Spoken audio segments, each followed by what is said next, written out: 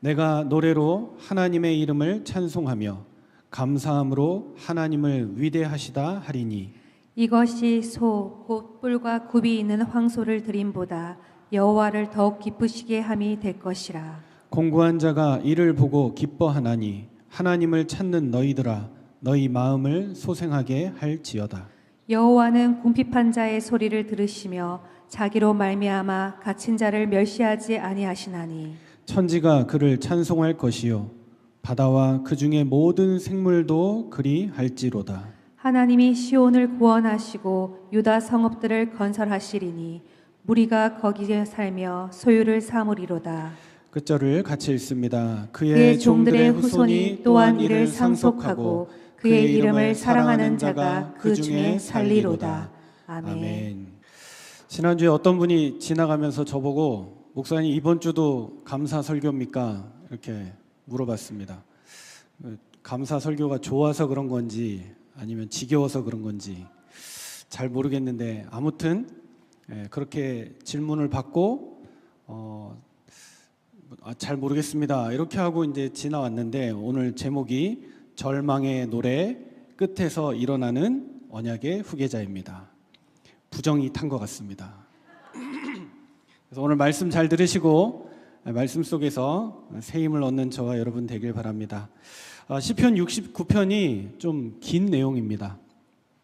그래서 저희가 전체를 보지는 못했지만 여러분들이 시간 나실 때 한 절 한 절 보시면서 이 말씀 속에 있는 의미와 뜻들을 찾아가기를 바랍니다. 오늘 6절에 보니까요. 주 만군의 여호와여 주를 바라는 자들이 나를 인하여 수치를 당하게 하지 마옵소서. 이스라엘의 하나님이여 주를 찾는 자가 나로 말미암아 욕을 당하게 하지 마옵소서. 14절에 또 나옵니다. 나를 수렁에서 건지사 빠지지 말게 하시고 나를 미워하는 자에게서와 깊은 물에서 건지소서. 17절은 주의 얼굴을 주의 종에게서 숨기지 마소서. 내가 환난 중에 있사오니 속히 내게 응답하소서. 믿음이 약한 자들은 환난 당하면 여지없이 무너지고 있던 믿음마저도 다 사라져버리고 맙니다.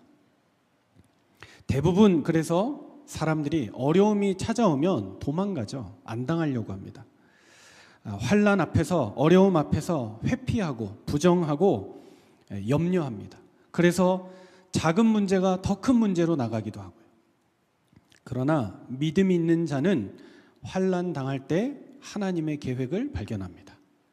여러분 어떻습니까? 우리 교회 새롭게 시작한 3년 처음에 다 문제였습니다. 그런데 그것들이 정말 문제되었습니까? 지금 와서 봤을 때는 다 응답으로 바뀌어 있습니다. 하나님의 놀라운 계획과 은혜가 그 속에 있었다는 사실을 우리가 보면서 확인하면서 이 자리에 있습니다. 그러면 무슨 말입니까? 두려워하지 말라는 것입니다. 문제가 찾아오고 염려할 일들이 벌어지고 어려움이 온 것 같지만 두려워하지 말고 하나님의 자녀가 하나님의 백성이 확실하다면 환난을 두려워하지 말고 하나님의 은혜로 서라. 이 말은 인생 함부로 그냥 막 살아라. 문제 와도 괜찮으니까 그냥 내버려 둬라. 이 말이 아니고요. 저와 여러분이 환난 앞에서 문제보다 더 크신 하나님을 붙잡고 기도할 수 있다면 사실 그건 문제 아니다. 우리가 어려움이라고 얘기하지만 어려움을 두고 하나님을 정말 구한다면 그 어려움이 우리를 침몰하지 못할 것이다. 그래서 환난 고통 자체에 낙심하지 말고 기도하라는 말입니다. 그리고 용기를 내라는 말이죠. 왜냐? 믿음 가진 사람이 은혜 가진 사람이 용기를 잃어버리면 아무것도 못합니다. 그러나 용기를 내면 정신도 건강도 모든 것이 새롭게 되어지고 살아납니다. 오늘 저와 여러분이 예배를 통해서 그 힘을 얻는 은혜의 시간 되길 바랍니다. 왜냐? 내 생명을 주관하시는 분이 하나님이시라면 우리는 반드시 승리하게 돼 있고 감사하게 돼 있습니다. 다윗이 그 삶의 믿음의 길을 먼저 갔습니다. 그래서 다윗은 확신했죠. 어떤 상황 가운데서 심지어 부모가 나를 버릴지라도 여호와 하나님은 나를 영접하실 것이다. 이것이 저와 여러분의 믿음이 되어야 되겠습니다. 한마디로 장황한 말을 했는데 한마디로 말하면 뭡니까? 고난 속에서 드러나는 하나님 자녀의 정체성입니다. 문제를 당했고 어려움 당했는데 우리가 불신자, 믿지 않는 자의 정체성을 가지고 염려하고 두려워하면 더 큰 문제에 빠집니다. 반대로 나는 하나님의 자녀다. 그래서 문제 가운데 오히려 하나님의 뜻과 계획을 찾을 것이다. 믿음의 결단을 하면 빛이 보이기 시작한다니까요. 하나님의 인도하심이 그 속에서 나타나는 겁니다. 왜? 정체성 따라서 응답이 오니까요. 그래서 목사는 목사답게, 장로는 장로답게, 중직자는 중직자답게, 우리 자녀들은 자녀다운 믿음으로 하나님 앞에 설 때 하나님의 응답이 오는 것입니다. 오늘 소사님이라고 시편 69편의 표제어입니다. 이 시편은 이런 느낌으로 읽고 불러야 한다. 이 의미가 뭐냐? 소사님이 환난과 슬픔의 노래라는 뜻입니다. 아주 구슬프면서도 아주 애절하게 불러야 되는 노래다, 이 말입니다. 이 속에 담겨 있는 다윗이 붙잡았던 정체성 세 가지를 우리가 말씀을 통해서 확인하겠습니다. 첫 번째는 상속자입니다. 우리에게 남겨진 것이 있습니다. 다윗이 이걸 발견했어요. 시편 69편 1절에서 29절까지 쭉 나오는 배경이 뭐냐? 너무나 심각한 고난.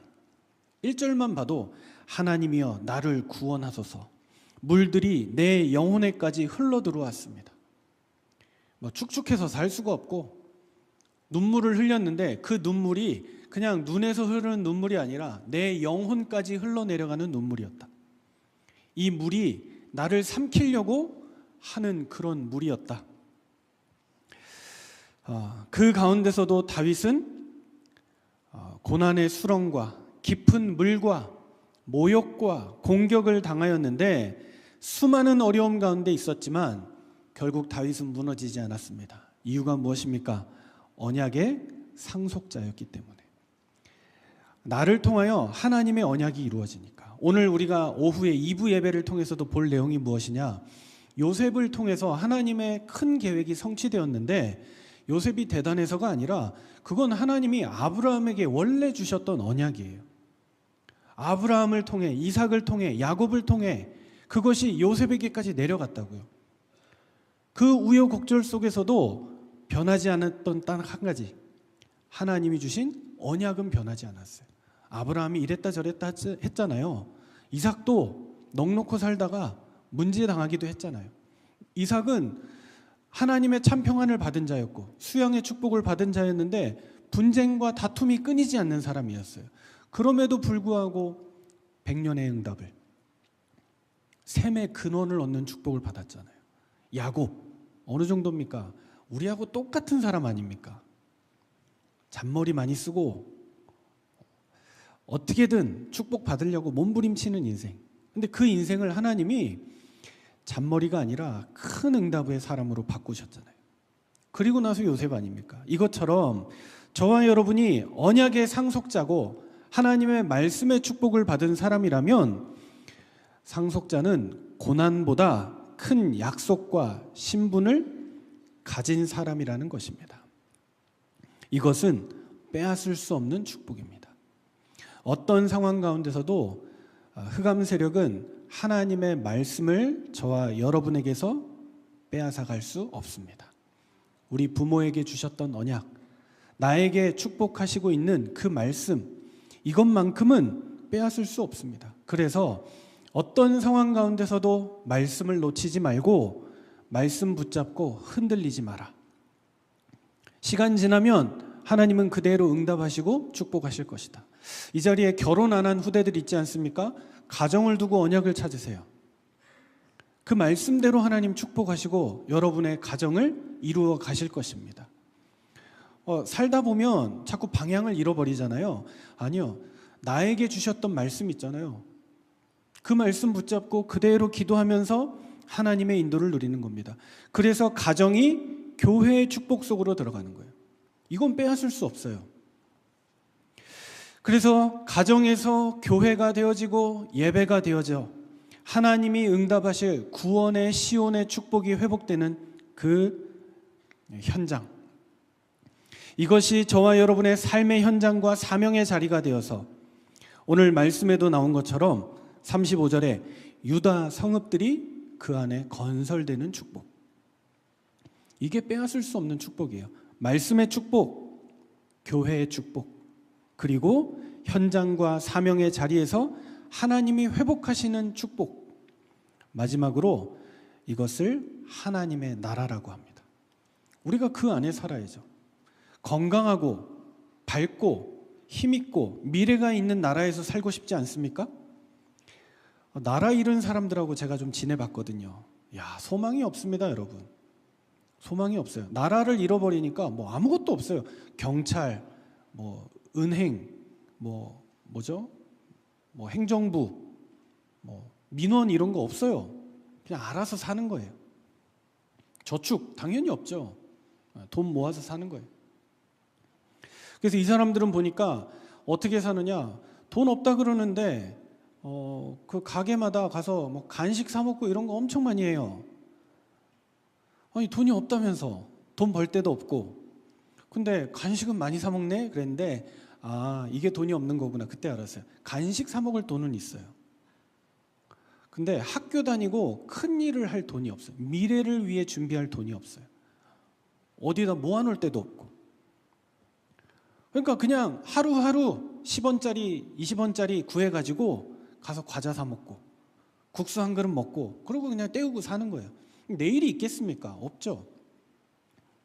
저와 여러분이 그리스도 안에서 주신 하나님의 나라 가운데 살아갈 때 시간이 지나 보면 하나님이 주시는 응답과 축복이 딱 남겨지는 거예요. 저와 여러분이 누구냐? 우리가 하나님 나라의 상속자들이다. 그 나라의 응답을 이어갈 하나님의 사람들이다. 어떤 상황, 심지어 심각한 질병이 왔더라도 이 사실은 변하지 않기 때문에 말씀을 놓치지 말아라. 고난 끝에 하나님이 우리에게 남겨주신, 분명히 우리에게 허락하실 영적인 유산이 남아 있습니다. 저와 여러분은 그 축복의 사람입니다. 그래서 환난 속에서도 약속을 기억하는 상속자의 축복을 한 주간 크게 누리는 저와 여러분 되길 바랍니다. 두 번째는 예배자입니다. 하나님이 찾으시는 사람이 누굴까요? 그 이름을 사랑하는 자라 그랬습니다. 36절에 나오죠. 그의 이름을 사랑하는 자가 그 중에 살리로다. 제가 유튜브를 가끔 시간 날 때 보는데 저희 아이가 봤는지 아니면 제가 추천을 받았는지 모르겠지만 이혼 숙녀 캠프라는, 심각하더라고요. 진짜 적나라 하더라고요. 봤는데 나와서 하는 얘기가 이제 네가 맞다 내가 맞다 요거 가지고 싸워요. 근데 제가 가만히 보고 있으면 이 사람도 맞고 저 사람도 맞아요. 남자는 남자대로의 이유가 있고 여자는 여자대로. 안 보셨습니까? 보시죠? 아무도 안 보세요? 오로지 성경만 보세요? 네. 제가 번지수를 잘못 찾았군요. 네. 있어요. 좀 가끔 보세요. 보고 있으면 쫄깃쫄깃합니다. 근데 맞고 틀리고 이거는 다 있어요. 다 서로의 이유가 있어요. 네가 그때 그랬잖아. 당신이 그때 그랬잖아. 나는 이렇게 했는데 그걸 또 안 받아줬잖아. 이러고 싸워요. 다 있는데 뭐가 없느냐? 딱 하나. 문제가 뭐냐? 사랑이 없어요. 사랑의 눈으로 보면 이 사람이 잘못하고 실수한 것도 넘어가 줄 수 있는데 그게 안 되는 거예요. 사랑이 없어요. 네가 나한테 이렇게 했으니까 나도 너한테 이렇게 한 거야. 이게 무슨 가정입니까? 이게 무슨 부부예요? 근데 또 보면 결혼하기 전에는 서로 너무 사랑해가지고 결혼했는데 사랑이 사라지고 나니까 현실만 남게 된 거고, 현실 속으로 들어가니 불행 외에는 두 사람 사이에 존재하고 있는 게 없는 거예요. 사랑이 사라지면 현실과 조건만 작용해요. 그래서 우리가 쉐마라고 하는 금요 예배 때 같이 나눴던 말씀인데 이 말씀의 내용이 무엇입니까? 이스라엘아 들으라. 너희 하나님 여호와는 오직 한 분이신 여호와시니 너는 마음을 다하고 뜻을 다하고 내 힘을 다하여 내 하나님 여호와를 사랑하라. 다른 거 아니에요. 복종하라도 아니에요. 사랑하라. 하나님을 사랑하라. 하나님 앞에 우리가 신앙생활 하면서 현실적인 조건만 따지면 하나님 이랬잖아요, 저랬잖아요. 내가 이렇게 했는데 하나님 이렇게 해주시기도 하고 안 해주신 건 더 많잖아요 라고 되잖아요. 근데 반대로 하나님을 사랑하면 우리가 현실이 아니라 그 이름 중심으로 살아요. 나에게 이러한 불합리한 일들이 벌어졌어도 이 또한 하나님의 계획임을 믿고 사랑하며 따라가려고 합니다. 하나님 나에게 이런 남편을 주셨네요. 그런데 난 하나님 사랑하기 때문에 이 남편도 사랑하고 섬기며 따라가겠습니다. 하나님 나에게 이런 아내를 허락하셨습니다. 그 속에 하나님의 뜻과 계획이 있음을 믿습니다. 어느 정도입니까? 사람의 이름이 아니라 우리가 하나님의 이름을 알고 믿음 가운데 거하는데요. 교회 이름만 바꿔도 부를수록 기분 좋고 사람들이 들으면 교회 이름 참 좋네요. 그렇게 얘기하면 기분 좋잖아요. 사람들이 멋있다고 칭찬하니까 막 은근 더 자랑스럽고. 이름 중요해요. 우리가 주 예수 그리스도 하나님의 이름, 그 이름을 알고 사랑하며 따라가면 그 이름대로 우리에게 응답이 온다니까요. 이름은 무엇을 의미합니까? 그 속에 그 사람의 본질, 성품, 권세, 그리고 그 이름을 사랑한다는 건 그 이름이 우리와 함께한다는 임재, 모든 것들이 우리 안에 주어져 있는 하나님의 약속을 의미해요. 그래, 나는 하나님 믿는 사람이야. 내가 세상에 나가보고 삶의 현장에 가보니 이런 갈등 저런 문제가 많은데 그래도 많은 사람들은 불평하고 원망하고 회피하고 이렇게 하지만 그래도 나는 하나님 믿는 사람 아니냐. 그럼 나는 이 문제를 기도로 한번 대처해 나가보자. 하나님 앞에 약속을 붙잡고 한번 기도하면서 한번 도전해보자. 다윗의 상황이 마찬가지였다니까요. 너무나 힘들고 어려운, 왜냐? 왕이 자기를 죽이려고 하고 그 왕이 또 가족이에요. 내가 사랑해서 결혼한 아내의 아버지예요. 장인이 나를 죽이려고 하네요. 그 위기와 어려움 속에 있을 때 다윗은 상황이 바뀌어서 감사한 것이 아니라 내가 하나님의 상속자이니까. 결국 이런저런 문제 가운데 있지만 시간 지나면 이 하나님 나라 이스라엘의 주인은 내가 되고 하나님이 될 것이니까. 그 사실은 바뀌지 않으니까요. 그래서 자기의 신분을 붙잡고 하나님을 끝까지 따라가고 예배한 거예요. 원망하지 않고 하나님의 인도하심을 누렸습니다. 저와 여러분이 지금 참여하고 있는 예배는 어떻습니까? 이게 고난의 끝이 아니고 고난 속에서 드리는 영적인 반응이 되기를 바랍니다. 하나님, 나는 이러나 저러나 하나님의 이름을 사랑하고 예배하는 사람으로 살겠습니다. 현장에 가서도 이런저런 어려움과 갈등이 있지만 그 사람들을 품고 그 사람들을 사랑하며 그 사람들의 이름을 기억하며 기도하여 함께 살겠습니다. 이 신앙의 고백으로 응답받는 저와 여러분 되길 바랍니다. 그래서 하나님이 기뻐하시는 예배가 무엇입니까? 31절에 나오죠. 이것이 소, 곧 뿔과 굽이 있는 황소를 드림보다 여호와를 더욱 기쁘시게 하는 예배이다. 참된 예배가 오늘 저와 여러분의 예배 속에 펼쳐지고 삶의 현장 가운데 시작되어지는 은혜가 있게 되기를 주의 이름으로 축복합니다. 내 이름을 내세우지 말고 하나님의 이름을, 그리고 할 수 있다면 나와 가까운 사람들의 이름을 더 높이고 그들을 존중하며 그 이름이 나타나도록 하는 삶, 그것이 사랑하는 자입니다. 모든 상황 속에서 예수 그리스도의 이름을 선택하는 참된 예배자가 되기를 바랍니다. 그 이름만 사랑하며 따라가는 응답, 그 속에 저와 여러분은 후계자의 축복을 받게 되어 있습니다. 결국 오늘 말씀에 나오는 36절의 마지막이죠. 그의 이름을 사랑하는 자가 그 중에 살리로다. 살게 되는 것이죠.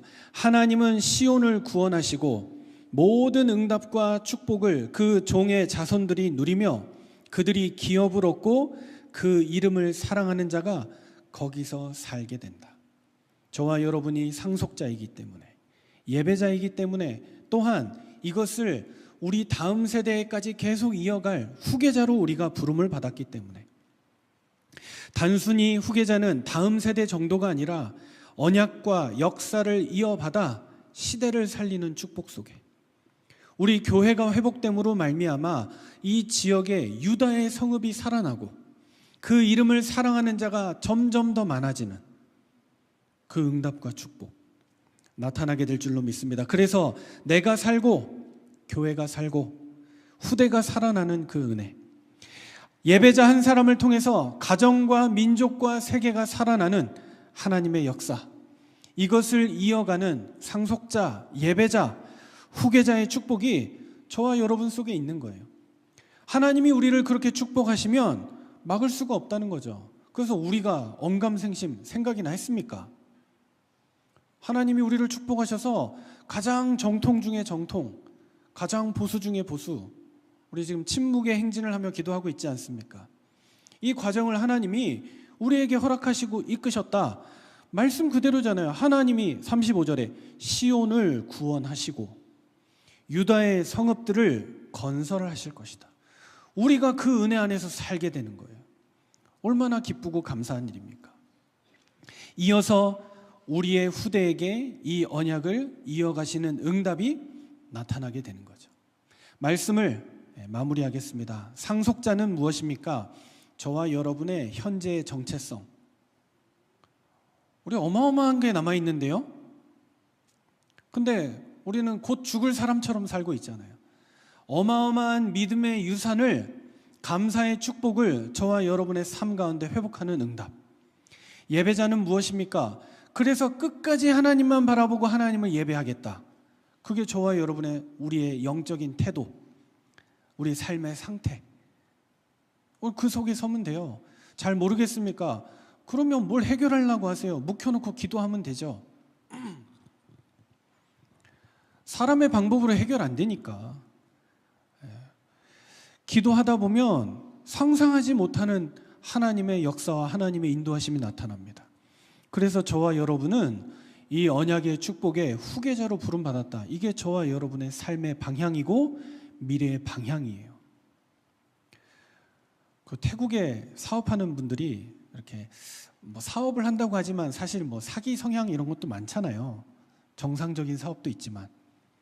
왜냐하면 다 일확천금을 노리는 사람들이니까. 그러니까 태국은 왕이 있거든요. 왕이 살아 있어요. 그 왕의 또 후손들이 있고. 그 이제 태국에서 사업하는 사람들의 특징 중에 하나가 뭐냐? 내가 왕족이랑 친하다. 그러니까 왕족 통하면 다 돼요. 그래서 태국에는 그 면세점이 딱 하나밖에 없습니다. 우리나라는 뭐 이 회사도 있고 저 회사도 있는데 우리나라는 신라도 있고 뭐 롯데도 있고 이렇잖아요. 태국은 딱 하나, 킹파워. 근데 그냥 동네에서 상점하던 사람이 왕 앞에 무릎 꿇고 내가 왕에게 경배합니다. 왕은 존귀함을, 영광을 받으시옵소서. 인사 한번 잘했는데 왕이 그래 우리나라 면세점은 네가 해라 이래가지고 왕이 있으니까 그렇게 되더라고요. 왕이 명령하면 다 돼요. 이름도 킹파워예요. 그래서 킹파워 면세점. 태국에서는 면세점 딱 하나예요. 어마어마한 돈을 벌어들이겠죠. 그래서 영국의 축구단 레스터시티 구단주가 킹파워입니다. 태국이 가지고 있는 회사예요. 뭐 얼마 전에 우승도 하고 막 그랬었는데 아무 관심이 없으시네요. 네. 그 이제 사업하는 사람들의 특징이 뭐냐? 심심하면 나 왕족이랑 친해. 나하고 통하면 한국의 좋은 아이템 태국 가서 그냥 싹 팔 수 있어. 이렇게 얘기한다는 거예요. 일리 있죠? 이 사람들이 이거 딱 잡으면 야, 대박 나겠구나 할 거 아니에요. 근데 놀라운 사실이 뭔지 아세요? 태국에 30년 산 사람도 왕족을 만나본 적이 없대요. 무슨 말이에요? 함부로 안 돌아다닌다는 거예요. 어디 가서 내가 왕족인데 사업 한번 해볼래? 그 사람들이 왜? 전 나라가 자기 건데 그 사람들이 왜 사업을 할까요? 왜 돈이 또 필요할까요? 사람들의 이상한 심리를 자극한다는 거예요. 실제 왕족들은 돌아다니질 않아요. 만날 수가 없어요. 안 보인다니까요. 우리나라 기업 회장님도 어디 가서 뭐 휴가 지내고 골프장 가잖아요. 못 만난대요. 오늘 뜬다 이런 소문도 없어요. 어느 정도냐? 쇼핑하시면 백화점 문 닫아 놔놓고 그리고 오시는 거예요. 직원들도 못 만난대요. 안 살아보셔서 모르시는구나. 느낌도 안 오나요? 그렇게 살겠구나. 안 그래요, 여러분? 대통령이 아무데나 돌아다니나요? 저 옛날에 골드만삭스 예배 드리러 뭐 회사 막 가는데 여기서 종로 가는데 너무 머는데 아니 1시간이 넘게 가야 되는 길이 뻥 뚫려 있는 거 있죠. 갑자기 전율이 나서 제가 라디오를 켰습니다. 그때 당시 대통령이 저기 양재동에 있는 하나로 마트 거기 가서 이제 야채 가격 얼마인지 보고 이게 뭐죠? 거기 점원들 위로하고 이러고 이제 청와대 돌아가시는 길인데 제가 그 길을 탄 거예요. 차가 한 대도 없어요. 경찰들이 다 파란불을 만들어 놨더라고요. 이야, 얘들이 사람 볼 줄 아는구나. 그 다음 주에 기대했는데 그 다음 주는 없더라고요. 꽉 막혀가지고 갔습니다. 무슨 말이에요? 상속자, 예배자, 후계자는 간단하게 설명할 수 있는 사람이 아니에요. 막 드러나는 사람도 아니에요.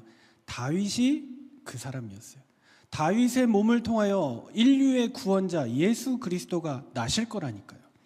저와 여러분이 그의 상속자로, 예배자로, 후계자로 부름 받았다니까요. 뭐가 더 필요합니까?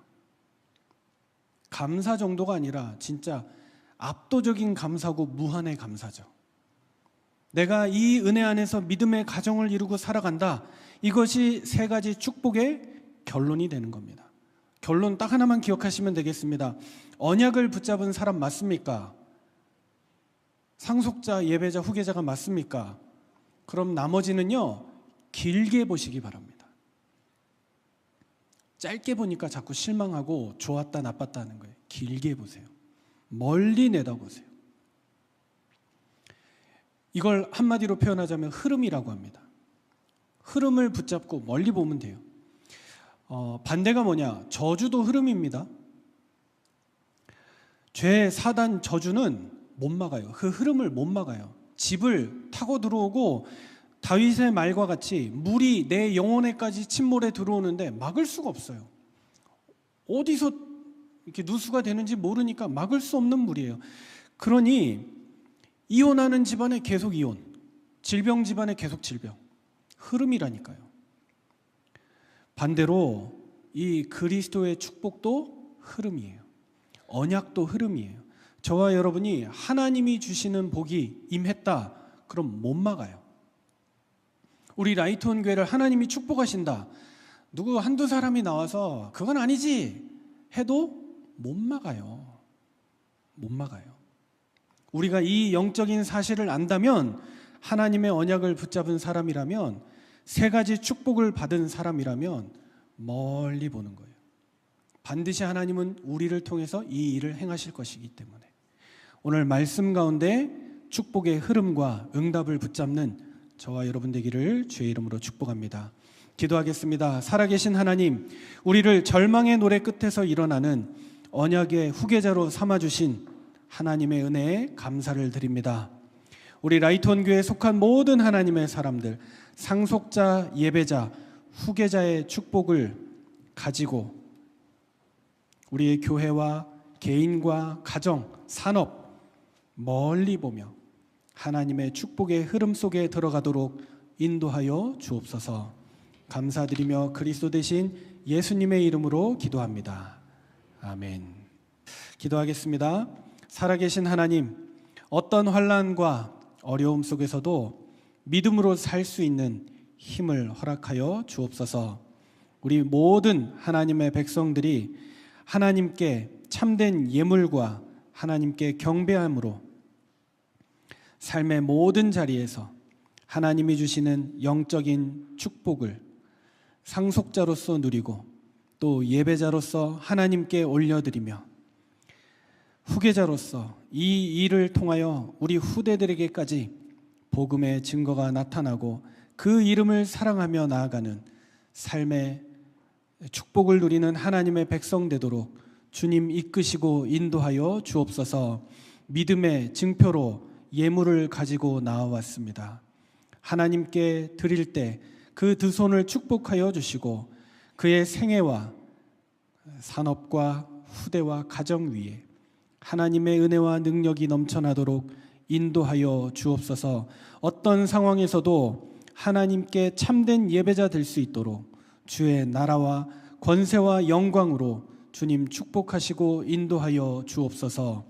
주 예수 그리스도의 은혜와 하나님의 사랑과 성령의 교통하심이 하나님 나라의 상속자, 예배자, 후계자로 부름받은 모든 하나님의 사람들 머리 위에 이제와 영원토록 함께 있을지어다.